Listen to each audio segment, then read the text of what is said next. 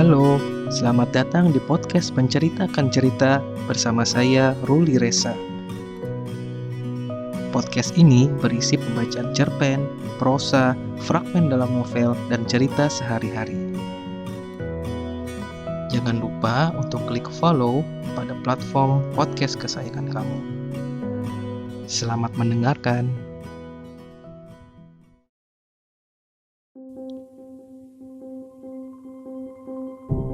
Anjing berjubah merah, Agus Nur. Anjing itu dilaporkan ke polisi karena dianggap menyebarkan ajaran komunis. Mungkin kau menganggapnya terlalu berlebihan, tetapi kau akan memahami bila mengenal Pak Rais. Tapi, biar jelas duduk perkaranya, akan kujelaskan dahulu soal anjing berjubah merah itu. Ia hanya anjing kampung buduk biasa. Suatu malam, anak-anak muda yang biasa nongkrong di ujung gang mabuk-mabukan main gitar, melihat anjing itu berjalan terpincang-pincang. Satu kaki belakangnya tertekuk kesakitan. Pastilah seseorang telah menyabitnya dengan pentungan. Hingga ia seperti berjalan menyeret-nyeret penderitaan, lalu sempoyongan dan terjerembab ke dalam got. Beberapa anak muda yang nongkrong itu segera bangkit. Tentu saja bukan karena ingin menolongnya, tetapi karena berpikir mereka bisa menyembelih anjing itu. Dagingnya pastilah lumayan lezat buat teman menegak tuak oplosan. Anjing itu diangkat dan diikat dimasukkan dalam karung. Karena begitulah cara terbaik membunuh anjing agar dagingnya lezat dan empuk ketika dimasak. Masukkan anjing dalam karung dan gebuki hingga mati. Jangan sampai kepalanya pecah, cukup dibuat retak. Karung akan meredam suara anjing yang melolong kesakitan. Dengan cara digebuki seperti itu, darah akan tetap melekat dalam daging, dan itulah yang membuat dagingnya akan empuk ketika dibakar. Pastilah bukan karena termasuk golongan penyayang binatang ketika seorang dari anak muda itu menghentikan sebelum pembantaian itu terjadi. "Berhenti!" Semua menatapnya. Bagaimana kalau anjing ini ternyata malaikat? Ini pasti juga bukan karena dia termasuk golongan orang yang baik pengetahuan agamanya, tetapi karena sudah begitu mabuk. Pelupuk matanya terlihat melorot menutupi matanya yang nyaris terbalik, dan tubuhnya bersandar hampir ambruk ketika mengingatkan kawan-kawannya. Dan begitulah anjing itu selamat.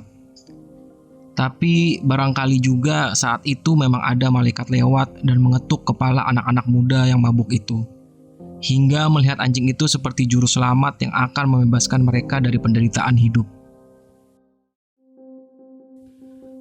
Gagasan bahwa anjing itu juru selamat yang akan menyelamatkan hidup mereka rupanya menyenangkan para pemabuk itu. Mereka pun merawat anjing itu. Anjing yang terlihat teramat sengsara itu seperti mengingatkan pada nasib mereka. Ada perasaan kasih sayang yang membuat mereka merasa tentram ketika menatap mata anjing itu. Matanya seperti menyimpan cahaya dari surga. Mungkin ia juru selamat yang sedang menyamar. Tuhan seperti berdiam dalam mata anjing itu. Nah, itulah yang mulai membuat Pak Kamil Rais jengkel. Baginya, sejak anjing itu muncul di kampung ini, kelakuan anak-anak muda itu memang semakin menjengkelkan. Kau pasti bisa memahami kejengkelannya. Sudah sejak lama Pak Rais tak bosan-bosan mengajak anak-anak muda itu ikut pengajian yang diadakan, daripada terus-menerus tiap malam mabuk-mabukan. Bayangkan, ketika azan berkumandang, anak-anak muda itu tetap saja menyanyi keras atau tertawa cekakakan. Telinga mereka telah disumpal setan. Tiap saat memalak siapapun yang lewat agar mereka bisa membeli tuak. Tak jarang mereka menggoda gadis-gadis dengan perkataan cabul. Pak Rais telah menasihati mereka baik-baik, mengajak belajar mengaji atau mendengarkan ceramah ustadz-ustadz yang setiap hari Minggu diundang Pak Rais untuk ceramah di rumahnya. Beberapa anak muda itu memang kadang datang ke pengajian, tapi selalu tertidur selama ceramah dan baru bangun ketika makanan dibagikan. Sekarang tak seorang pun dari pemuda pemabuk itu yang mau datang ke pengajian. Mungkin anak-anak muda itu memang sudah keterlaluan karena menganggap duduk bergerombol memandangi anjing itu lebih menyenangkan ketimbang mendengarkan ceramah penuh nasihat yang membosankan. Lihat, mata anjing itu yang tulus tidak pernah menyalahkan kita. Anjing itu tidak pernah menakut-nakuti kita dengan neraka, ujar seorang pemuda. Dan entah kesambat pikiran gila dari mana, para pemabuk itu mulai mempercayai bahwa setiap gerak-gerik anjing itu sebenarnya isyarat yang harus mereka tafsirkan maknanya. Lihatlah, ia tak sering menggonggong. Artinya, ia tak mengajari kita kemarahan dan kebencian. Perhatikan, bagaimana ia selalu diam setiap melihat sesuatu. Artinya, ia mengajari kita kesabaran. Anjing itu tak pernah meminta apapun, tak mencuri makanan meski kelaparan, bahkan ia tak menghabiskan makanan yang kita berikan. Sepertinya ia ingin mengatakan pada kita kalau hidup itu mestilah berbagi dalam kesusahan dan penderitaan. Suatu malam anjing itu menggondol daging, entah dari mana, dan meletakkan di dekat kaki para pemuda itu. Mereka menganggap daging itu rezeki dari langit lalu memasaknya. Dan ajaib, daging itu tak habis meski terus-menerus mereka memakannya. Dan Pak Rais begitu marah ketika melihat anjing itu berjubah. Sebenarnya itu hanyalah ide konyol dan main-main seorang dari anak-anak muda berandalan itu yang ingin membuat lelucon dengan memberi anjing itu pakaian. Ia memang pernah melihat para penggemar anjing memberi anjing-anjing peliharaan mereka dengan pakaian yang lucu-lucu. Ada yang mendandani anjingnya dengan gaun seperti putri raja, memakaikan topi koboi hingga terlihat lebih gagah, berjas rapi ketika diajak ke pesta. Bahkan ada anjing yang memakai kostum superhero. Lalu anak-anak muda itu sepakat, agar terlihat keren, mereka membalut anjing itu dengan kain merah, yang ujungnya terlihat berkibar hingga mirip jubah Superman. Kupikir ia tak hanya terlihat seperti Superman. Maksud lo? Ia lebih mirip seperti Darwis. Dan mereka tertawa. Pak Rais menganggap itu sudah benar-benar kebablasan, menyamakan anjing itu layaknya seorang sufi. Sungguh-sungguh melukai hati. Anjing itu telah membawa pengaruh buruk pada anak-anak muda di kampung ini. Kampung ini tak akan mendapat berkah. Lalu Pak Rais mengingatkan, betapa dalam sebulan ini banyak warga yang tiba-tiba terserang penyakit aneh dan mati. Itu pasti akibat hawa buruk yang dibawa anjing itu. Malaikat tak pernah akan mau masuk ke dalam rumah yang di dalamnya ada seekor anjing. Hingga penghuni rumah itu akan jauh dari kebaikan dan keselamatan. Begitupun dengan nasib kampung yang ada anjingnya, kata Pak Rais. Kampung ini akan menjadi kampung najis bila kita membiarkan anjing itu terus berkeliaran. Para warga sepakat. Setidaknya mereka memang risih setiap melihat anjing itu berjalan melintasi rumah mereka. Kadang kencing di pagar, berjalan gontai dengan jubah merah berkibaran tertiup angin. Belum lagi anjing itu suka berak sembarangan. Tapi tentu saja mereka tak ingin berurusan dengan para pemabuk itu. Makanya mereka menyerahkan urusan anjing itu pada Pak Rais agar menegur. Tapi kau tahu sendiri, menasihati orang gila jauh lebih mudah ketimbang menasihati pemabuk. Bila kau menasihati orang gila, paling orang gila itu senyum-senyum sendiri. Sedangkan dengan pemabuk, baru mau ngasih nasihat, kau bisa keburu dibacok.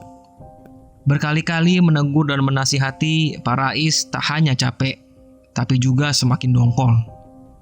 Tentu saja ia tak mengungkapkan kedongkolannya secara langsung kepada para pemuda itu. Di usianya yang 72 tahun, ia harus lebih sabar menghadapi yang mungkar. Lagi pula, Bagaimanapun ia sering membutuhkan bantuan pemuda-pemuda itu, terutama pada masa kampanye. Ia bisa berkali-kali terpilih menjadi anggota dewan, juga tak lepas dari bantuan anak-anak muda itu. Hanya dengan memberi mereka 500.000, mereka akan penuh semangat memasang baliho dan poster kampanye, menekan warga agar memilihnya atau menggertak saingan-saingannya. Bila anak-anak muda itu menggunakan pemberiannya untuk beli tuak, ia tak keberatan, selama itu demi kebaikan. Kebaikannya tentu saja. Maka satu-satunya yang mungkin dijadikan pelampiasan kejengkelannya adalah anjing itu. Diam-diam ia menyuruh orang untuk meringkus anjing itu dan membuang jauh-jauh. Kalau perlu, membunuhnya. Tapi anjing itu selalu muncul kembali, dengan tenang berjalan melenggang dengan jubah merah yang berkibaran. Pernah seolah-olah meledek, anjing itu melintas di depan rumah Pak Rais ketika ada pengajian, diikuti anak-anak muda yang berbaris dengan takzim di belakang anjing itu, seperti orang suci dengan para pengikutnya. Tak hanya itu, alasan si anjing kemudian dilaporkan polisi. Anjing itu dianggap menyebarkan pikiran buruk, meracuni pikiran para pemabuk itu dengan ide-ide radikal berbahaya dan terlarang. Pasti anjing itu jelmaan hantu komunis, tegas Pak Rais. Hantu-hantu komunis memang selalu ingin bangkit kembali dengan berbagai cara. Makanya, jangan heran kalau hantu komunis itu pun menyamar sebagai anjing. Agar keadaan tidak semakin membahayakan bagi bangsa dan negara, maka Pak Rais meminta agar polisi segera menangkap dan memenjarakan anjing itu. Soal ini banyak yang tahu. Sejak muda, Pak Rais memang dikenal sangat membenci hantu komunis. Dulu, ia termasuk yang ikut menghabisi orang-orang yang menjadi anggota dan simpatisan Partai Komunis. Itulah yang membuatnya merasa berjasa menyelamatkan bangsa dan bahaya hantu-hantu komunis. Dan itu selalu dengan bangga diceritakan. Yang tidak diketahui orang-orang adalah kejadian saat tengah malam ketika puluhan polisi mendatangi rumahnya. Sebelumnya, orang-orang hanya mendengar suara ribut dan teriakan ketakutan. Lalu terdengar lolongan panjang anjing yang terus mengaing-ngaing. Begitu gaduh, seperti tengah berkelahi melawan sesuatu yang mengerikan. Suasana malam itu begitu mencekam dan menakutkan, hingga tak seorang pun berani mendekat. Lalu muncul mobil patroli polisi. Dan anjing berjubah merah itu tak pernah kelihatan lagi. Kepada orang-orang, Pak Rais hanya mengatakan kalau anjing itu sudah diamankan. Ia tak pernah menceritakan apa yang sebenarnya terjadi malam itu, ketika dua orang pencuri menyatroni rumahnya. Ia pasti sudah mati digorok kalau anjing itu tidak muncul. Tiba-tiba saja anjing itu meloncat dari balik kegelapan dan menyerang dan terus menggigit dua pencuri bergolok itu, sampai keduanya kabur. Bacokan golok yang menghujam berkali-kali membuat anjing itu terkapar. Lehernya koyak, kepalanya nyaris putus. Pak Rais gemetar menyaksikan itu. Jubah merah anjing itu kian merah bersimbah darah. Dalam sekarat, mata anjing itu menatapnya hampa. Malam itu juga ia menyuruh membuang bangkai anjing itu ke kali. Jawa Pos 24 September 2017.